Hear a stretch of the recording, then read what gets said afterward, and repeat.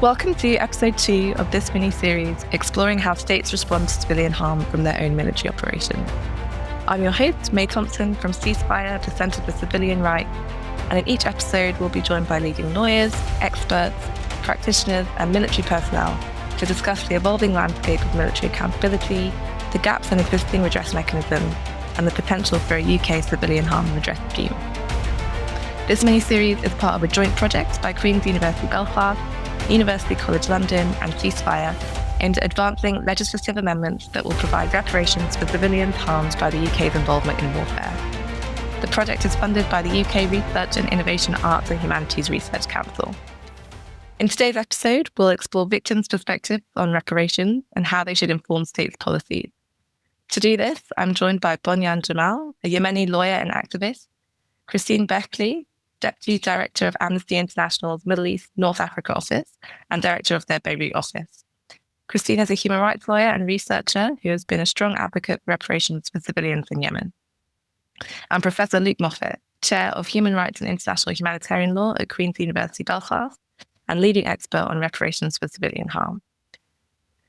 As we discuss how the UK could strengthen its approach to civilian harm redress, it's important that we look at the experience and perspectives of civilians in Yemen, not only because of the scale of harm, some of which Britain's armed forces have been involved in causing, but because it highlights the consequences when reparations are delayed or denied. Yemenis have been calling for accountability and redress for years, often without meaningful response. Civilians have borne the brunt of the conflict in Yemen.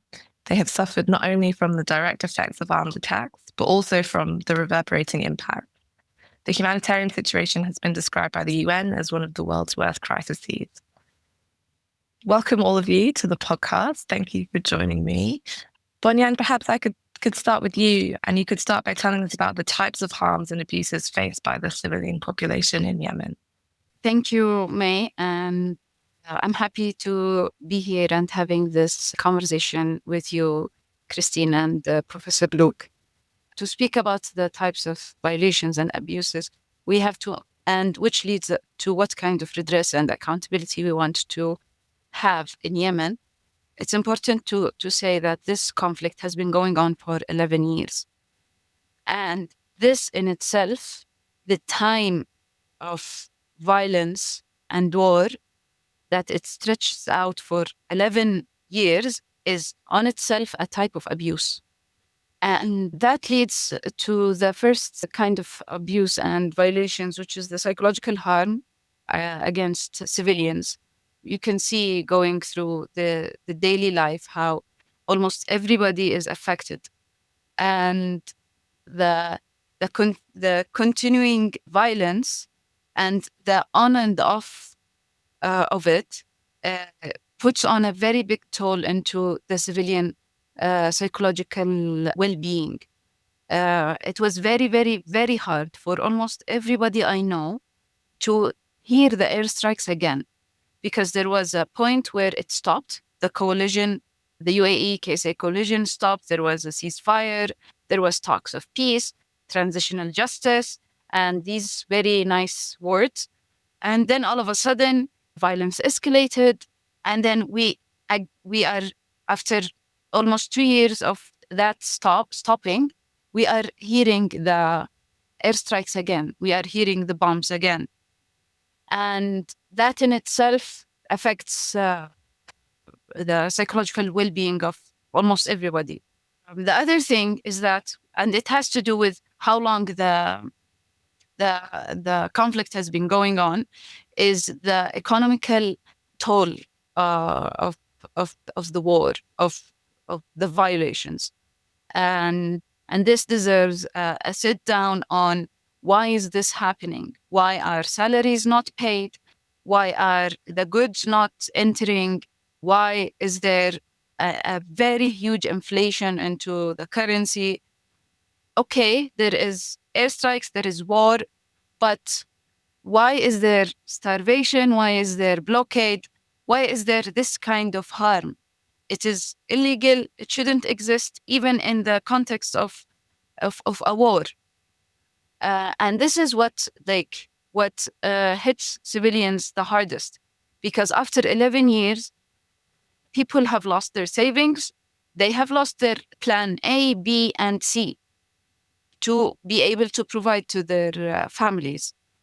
And of course, the direct attacks, the loss of homes, lives, and the attacks against education, where schools were targeted, schools were occupied, the attack against freedoms. People were detained, disappeared, and tortured. Hundreds, thousands of people by all parties to the conflict, including regional parties to the conflict. And this started 11 years ago and is continuing until now. This is very clearly due to the lack of any international accountability, redress, and any kind of reparation for the Yemeni people. Thank you, Bonyan, for sharing that, and apologies for giving you such a difficult task to sort of provide an overview of the many different impacts of the conflict, because it's something that we could speak about, for days on end just in itself. But that really sets the scene for our conversation today. So Christine, civilian harm, including international law violations, have been caused by all parties to the conflict. The Houthis, the internationally recognized government, the Saudi-led coalition, and other international actors, including the US and the UK. Yet there is an accountability gap, both domestically and internationally. Christine, have victims been able to seek accountability and reparations to date? And what has been the main obstacle? Sure. Thanks so much, Mae, for having me. And it's really nice to be in conversation with Luca Bunyan. So in terms of have victims been able to call for reparations, redress, and other forms of accountability, the answer is yes, in the sense that from the beginning of this conflict, victims in Yemen, as well as civil society groups in Yemen, have been demanding redress, including specifically reparation from warring parties that have caused them all different types of harm. And to me, this makes total sense, because even if, for example, they're not using the language of reparation, the people who are experiencing the harms of, for example, international humanitarian law violations carried out by any of the warring parties, their experience includes really, really concrete things. So, for example, human rights defenders have interviewed Yemeni victims of airstrikes in the aftermath of the attack and asked them about justice and accountability. And their experience is sort of not these theoretical concepts. It's maybe, my house was bombed, I can't live in my house, and I need to pay rent. So how do I afford rent? Or I suffered a grievous injury, and I have mounting medical bills, and I eventually can't pay the medical bills I need to address that injury.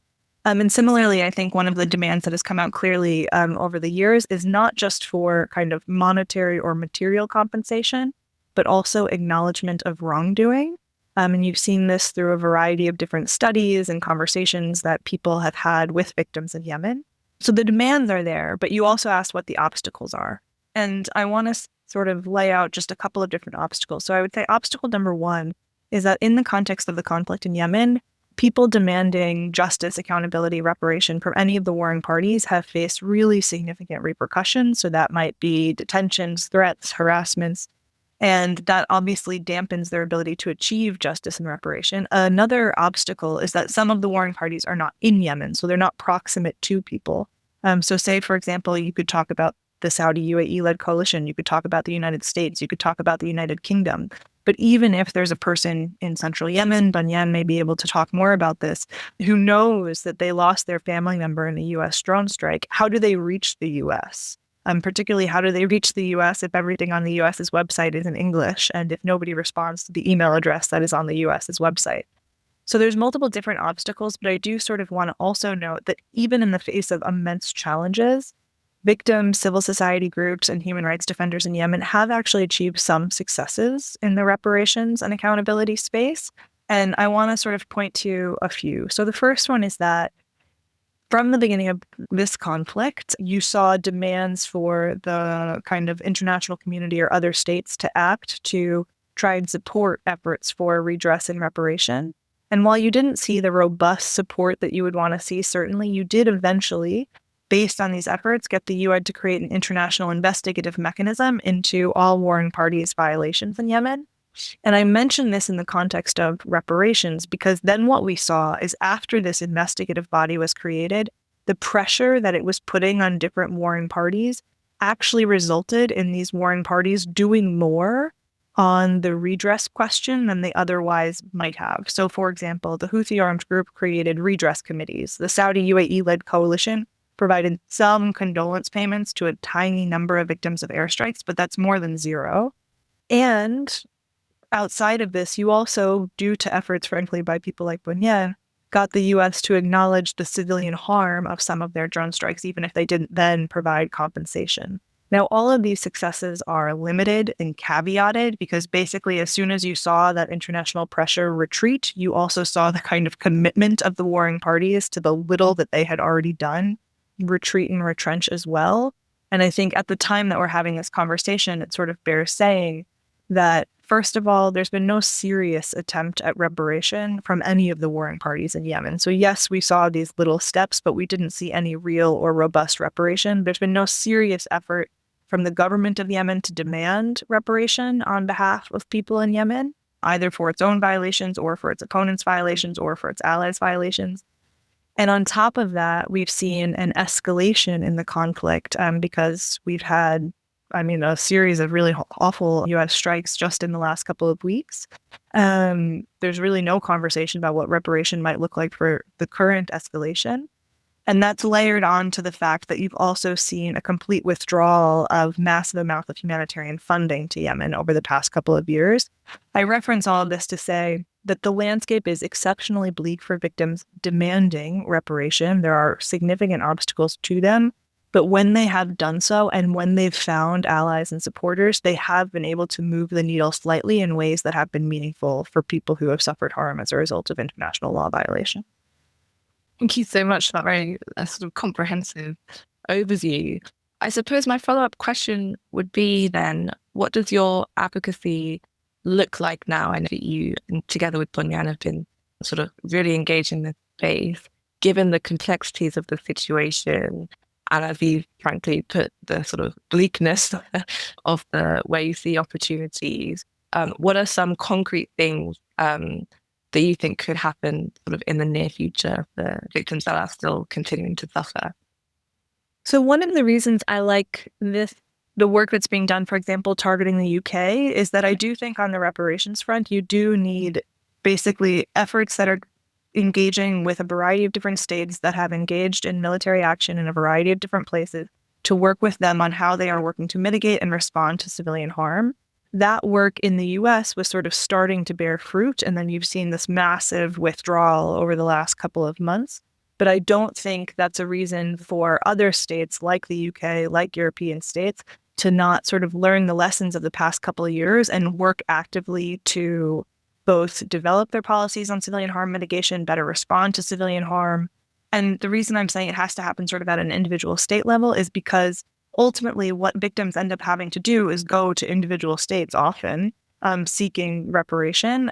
So that's sort of one thing, is efforts like working with states that are carrying out, for example, aerial strikes, military activities outside their borders, to work with them to improve their civilian harm mitigation response and hopefully reparation policies, because those are two slightly different things. And then the second thing I think that truly really needs to happen is that throughout, from 2015 and even before 2015, from 2011 and even before 2011, there have been amazing Yemeni human rights defenders, journalists, activists, lawyers who have been pushing on a variety of different transitional justice areas against all of the warring parties. So the Houthi armed group, the Saudis, the Emiratis, the government, the Southern Transitional Council, as well as these sort of external actors like the US and the UK. And unfortunately, we're in a moment where support for these groups has really, really plummeted. And I think basically a very concrete thing that individuals, civil society, and states can be doing is sort of recommitting to working with the Yemeni human rights defenders, activists, and lawyers that have been kind of fighting this fight for the last 10, 20 years. And when I say recommitting, that means a couple of different things. That means providing support in terms of funding to the groups that are doing good work. It means speaking out when those groups face significant risks. For example, a number of human rights and humanitarian workers are currently detained in Yemen. And it also means when those groups and individuals make calls, standing with them.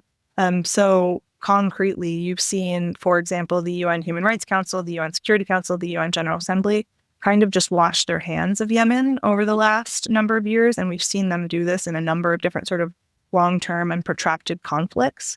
And those are really the conflicts where you need these international institutions to be stepping up. And I'm completely aware of kind of the broader crisis of international institutions as we know them. But I don't think this is a moment for them to sort of give up on the places that they're sort of fundamentally important and that kind of prove the point of why international law should matter. And for me, in a context like Yemen, the way in which you do that is saying, okay, we have this complicated set of facts, international law violations, and actors. And what we want from a UN Human Rights Council or a UN Security Council or a UN General Assembly is to say, what are the types of mechanisms and responses that we could put in place to indicate that these institutions work, not just for states in the global north or states in the west, but also for states in the global south that have been bearing, frankly, like the most harms of conflict for the last long while. Before we come to specifically what the UK can do, can you perhaps speak a bit about any examples where sort of victims have been meaningfully included in the design of a reparations framework? I think it's something that's spoken about a lot, right? You know, including victims' perspectives and the civilian voice, but it's often done as a box checking exercise rather than actually any real effort to listen to what they need and how the system can serve them best. So are there any areas of good practice or maybe areas where, you know, the process hasn't been good and we can learn from that? Yeah, I think reparations only come about because of victims and civil society putting pressure on responsible actors. You know, for militaries like the US, the UK, the Saudis, unless there's that sort of pressure and the good work, you know, Christine was talking about by local groups, it doesn't happen. So countries which have big reparations programs like Colombia, Germany, even Iraq, that those were on the basis of victims and civil society putting pressure on, you know, even the local municipal government to like their local MPs and local representatives, and then, you know, building up a sort of a social media, a public campaign that takes years, even decades to succeed. So it's a very long road for victims. And this is the problem that, you know, in international human rights law, there's an obligation on states to ensure an effective, prompt and adequate remedy for victims of, you know, gross violations of human rights and also serious violations of IHL. So there is an obligation on states. Victims shouldn't have to chase the state for years. Because what happens is it's a burden of seeking redress. And, you know, Christine talked about, you know, for people who are affected by conflict in Yemen, it's disruptive and it's also, you know, it's devastating to this, to their way of life, their livelihoods, and even like having a dignified human existence, where they're constantly chasing the states, where they're trying to survive financially, even just in terms of like personal security and safety.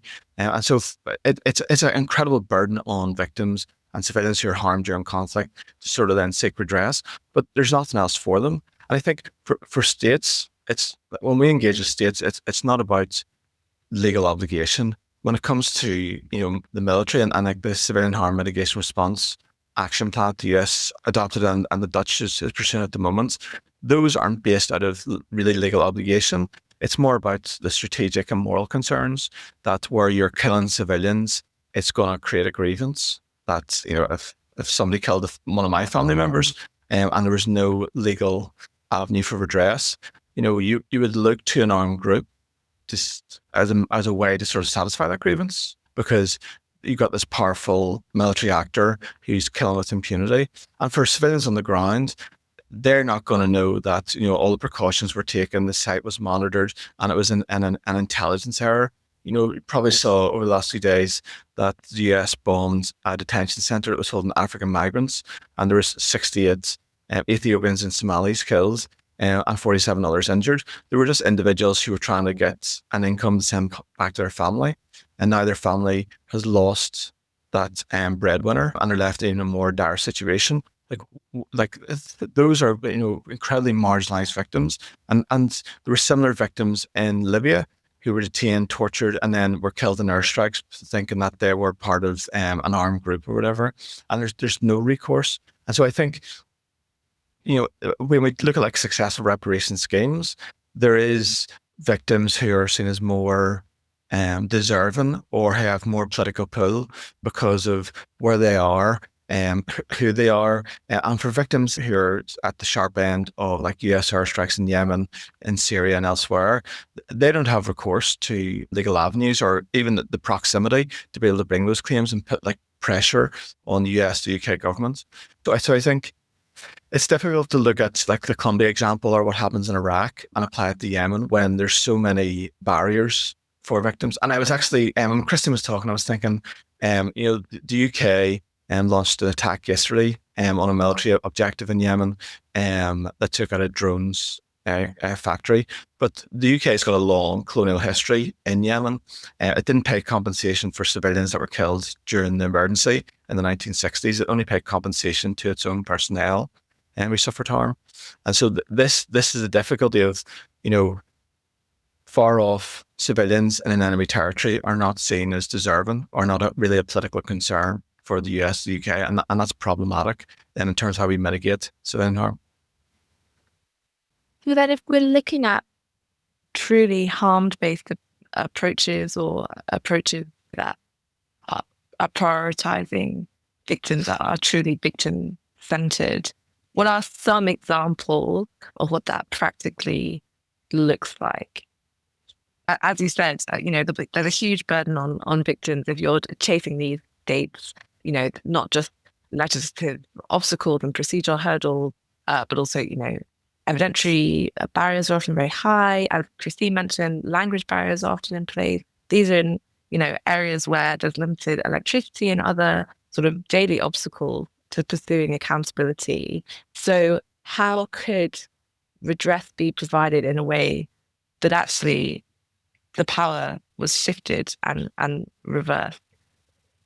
Yeah, I think with taking a harm-based approach to sort of redressing civilian harm, it's looking less at, is this compliant with IHL or not? It's looking at the consequences of action because, we've seen in Gaza, Ukraine, and elsewhere that states can justify their use of violence by saying, well, we followed, distinction, precaution, and we did our proportionality calculation that we thought we were taking out a high-value military target. And yes, we recognized that there was going to be some civilian losses, but we weighed that against the military advantage that would be gained. So it's perfectly legally compliant, in other words. And so it's not a violation. And so a harm-based approach it's making things a bit more fair for victims in the sense that it makes it easier for them to prove that they're eligible for redress without them having to prove that what they suffered was a violation.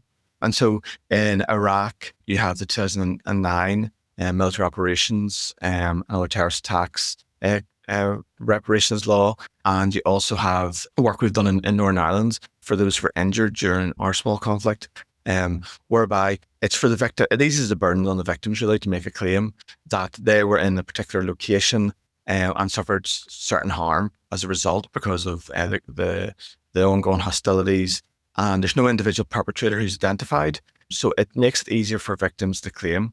And I think that's probably a better way of approaching these issues because for victims, they aren't lawyers. They don't have access to lawyers. It can be very difficult for them to understand or navigate the distinction between one family member being killed by a drone strike, which was legally compliant, and another being killed by a roadside bomb, which is seen as indiscriminate then because of who the actor is and where it was carried out. So it can almost be arbitrary where redress can come from. And I think just looking at a harm-based approach is a better way of making that a more level playing field for a victim to prove and to claim redress. And Bunyan, I'd love to bring you in here. So from your experience working with victims, how do they view reparations? Of course, it goes beyond financial compensation, and victims require different types of support in helping to rebuild their lives.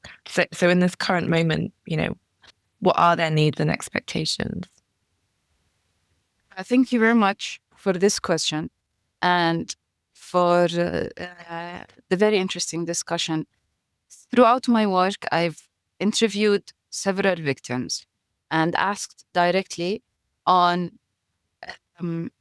what would you want, basically, without definitions, without terminology, just what would you want as for justice. And for that, most of the victims would have first of all, it was very, very sad to see that people did not have this kind of idea of reparation, redress, it has been 10, 11 years of conflict and war where the standards of people were lowered. For example, when it came to victims of detentions, for example, they just wanted their kids out of their children or their families out of detention. The question of reparation, accountability, redress was something that did not even come to their mind. So when I asked them, it was a shock. It was like it's the first time they think about it, and in that there was fear when they were asking about what they wanted. The other parts were victims, for example, of U.S. drones attacks or the UAE KSA coalition attacks. And with these people, there wasn't this kind of intimate or very direct fear of another attack against them. But it was a very, very clear situation where they needed any kind of reparation, any kind of justice. As Christine mentioned, some of the victims lost their homes, lost their breadwinners, and they are in need of medical help. So the financial kind of reparation was always put as a very direct request. But the other thing, and I was able to understand really how it connected to our own culture of reparation and accountability in the Yemeni tribal rules and ways, especially in the areas, for example, where there were some kind of drones attacks, where it's not a city, it's more of a countryside. And in these areas, if someone by mistake attacked or killed, for example, your cow, or harmed you in any way, then there is a tribal process where they come and then they bring out another cow, and there is a group session where they apologize publicly.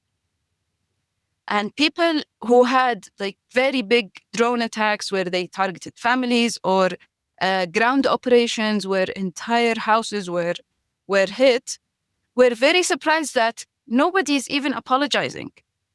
Nobody came and told us, "I'm sorry, I did not mean that," and because they are used to this kind of thing, and this is very basic human nature to them and to me. So, but this to its basic did not happen, and that's why they were shocked. And they said, the U.S. did not contact us, the Yemeni government did not contact us. It's like nobody died out there and nobody cares, and that was shocking to them.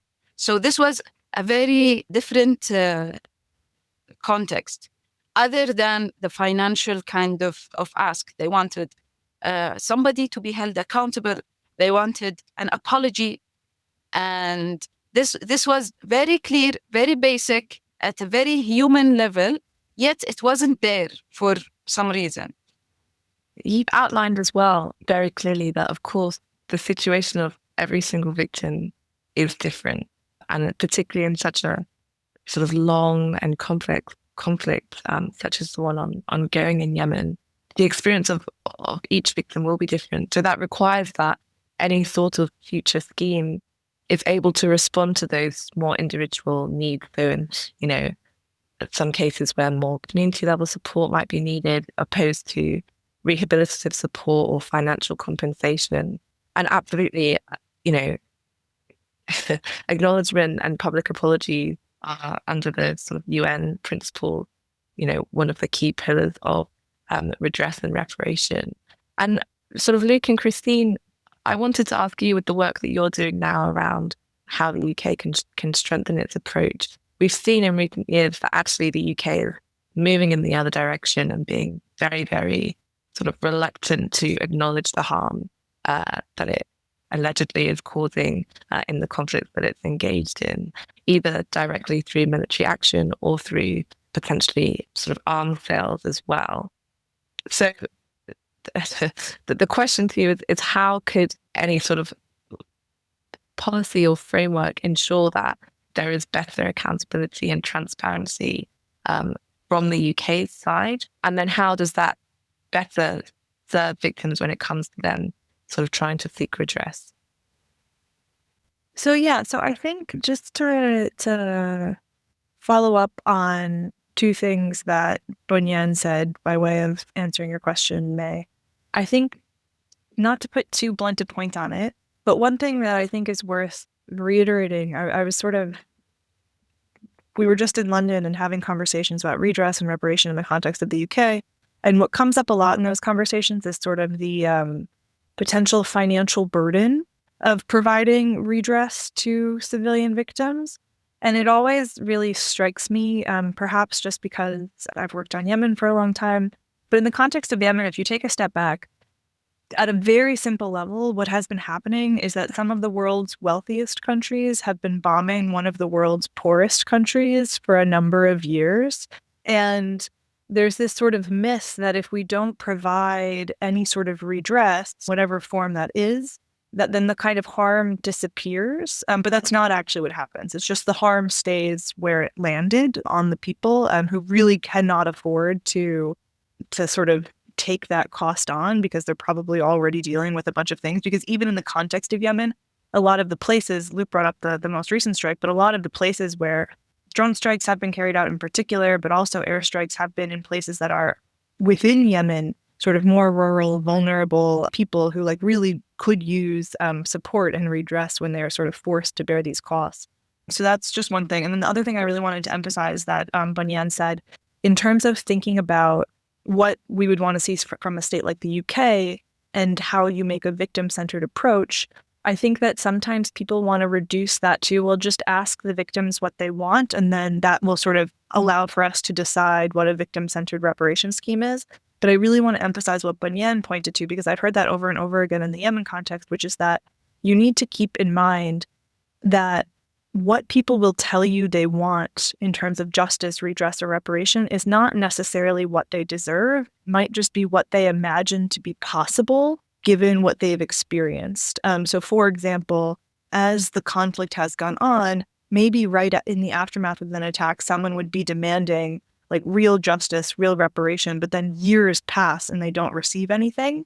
And so maybe those demands change, or maybe they, as Bunyan said, there's sort of fear about what demanding it might mean. So all of which is to say, there's no world in which it is a credible argument that the UK is unable to respond to civilian harm, to do so in a victim-centered way, and to do so in a way that would be meaningful for people, either on the sort of material side or on the sort of acknowledgement apology side. I think one thing that you brought up, May, that I think is really important is that having a kind of as a very basic measure, that you're paying attention to the civilian toll of the military attacks that you take out, that you are doing documentation, and that you are actively soliciting and searching for information from others who are doing documentation to, as a very first step, understand what the civilian harm that you are causing is. And then from there, thinking and taking seriously what Luke said, why this matters, not just from I'm a human rights person, so I care about it from an international human rights law perspective, but it also matters more broadly in terms of the sort of perception and moral legitimacy, or legitimacy at all, of states when they're engaging in military conduct. And I think it really wouldn't be that difficult to have a menu of options when you've documented civilian harm that allow you to respond to it. And I think sometimes people sort of pretend as it's incredibly complex and it's not possible, but that's really just a way of avoiding dealing with the problem. Because frankly, when we're talking about a state like the United Kingdom, or like the United States, or like Saudi Arabia, or the United Arab Emirates, any of these states, like they absolutely have the capacity to solve this problem. That's not the issue. The issue is sort of them believing that it is imperative, it is in their interest, and that it is sort of non-negotiable that once they cause civilian harm, there needs to be a response that centers around actually redressing that harm in a way that is meaningful for the victim, rather than as a way that is like a box-ticking exercise. Is there a way that some sort of scheme could avoid all of the very costly sort of court processes and litigation? Because But, one of the reasons, as Christine just said, that the UK is maybe hesitant to acknowledge the harm is because of this sort of fear of the financial burden. So is there a way to sort of be able to provide sort of compensation, perhaps without taking on legal liability or responsibility? Of course, absolutely without closing the door to litigation in the cases where there are violations, but perhaps is there a way that a scheme could sort of mitigate some of those fears that the government has? Yeah, absolutely. And there's been so many examples. Like, one would be the 9/11 fund, where a scheme was created where you had airlines which were being threatened with quite serious litigation. And a scheme was created which reduced the evidential rules, so it made it easier for victims to make claims and get quicker payouts and have an easier assessment than having to go through the courts and wait years and the risk of not getting anything at all. So like an administrative, or, we talk about a domestic reparations program, is an administrative scheme. It's quite bureaucratic. It's not a lot interesting, but it's a body which is set up to deal with these claims. Victims fill out an application form. Some schemes will help verify some of the victims' claims from government or public available information, and then they'll be assessed based on the evidence provided, the harm that they've suffered in different eligibility categories, and how much they would get. So it's an easier process, evidentially, procedurally, and it avoids the legal route. It doesn't close down the legal route, but it's about opportunity costs for people. If you provide an easier path for people, they're going to go down that rather than taking the more difficult and riskier legal one. And for the state, it makes it more manageable. And for like a civil servant to budget this thing, you can plan, for 4 or 5 years, this is how much it's going to cost in that period. So it's more foreseeable rather than just being ad hoc. And I think the whole issue of the UK government not being able to afford this, there was a report in Parliament a few months ago that the UK government over the past 10 years has provided over £1 billion in humanitarian assistance just to Yemen. And, it's our taxpayers' money that is being used to spend on weapons and being dropped on these people. So like, where's the accountability and civilian oversight of the military in ensuring that, weapons are used correctly and within the law, and where harm does occur, whether lawful or not, like redress is given. And that's humanitarian assistance. There's clearly a budget there where money is available. Like in my own country, Northern Ireland, there was news last week that the government had paid out 25 million to settle a number of cases involving killings by the state. And most of the money, nearly 18 million of that, went to lawyers. And so what we've always said with redress schemes that are administrative is it's better to set up a scheme rather than lining the pockets of lawyers. Not to badmouth lawyers, I think the lawyers play a critical part, but you don't want to stick, people in this sort of legal contest all the time where it's highly risky and there's no guarantee that civilians and victims will win at the end.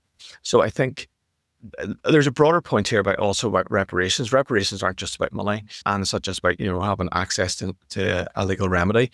Like, really, reparations are both about acknowledging, we've talked about this, trying to find a way to undo or mitigate the harm.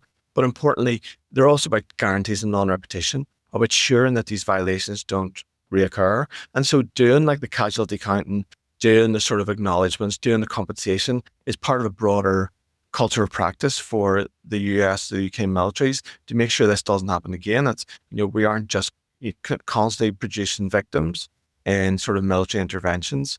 And to be honest, like, it's not working. It's not stopping rebel groups or these sort of actors that are seen as enemies of the state of the UK and US.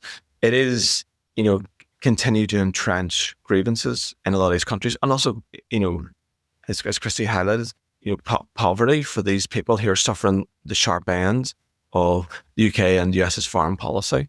So I think there's a lot of work that needs to be done. I think the UK could take leadership in this role at the moment, and has for the past 50, 60 years taken a very ad hoc sort of merit-based ex gratia approach. It doesn't build a lot of confidence. It's seen as quite arbitrary, and it lacks transparency about why some people get payments and others don't. And I think the UK could take a leadership role in this, especially when we're coming up to 50 years of the additional protocols to Geneva Conventions, and a really sort of a relook about what does actually law in war look like, what does actually mean to uphold human rights and humanitarian law in times of conflict. And I think compensation and reparations more generally is a key part of that. That really we want, as far as possible, a clean war. Air power drone strikes do not offer that. Dropping a 2,000 pound bomb anywhere is going to cause splice damage, for hundreds of meters, and civilians will be caught up in that, whether it's rural or urban situations. So I think we need to get away from this sort of sanitized notion of war that people are suffering. It's just they're so removed and remote from our daily existence and our politics that states don't care. And so we need to continue to put pressure on the UK government to do better. Absolutely. I couldn't agree more. Well, thank you to all three of you for joining, and it's been really an interesting discussion, and I look forward to also working with you and continuing the conversation. So all that's left to say really is thank you for listening.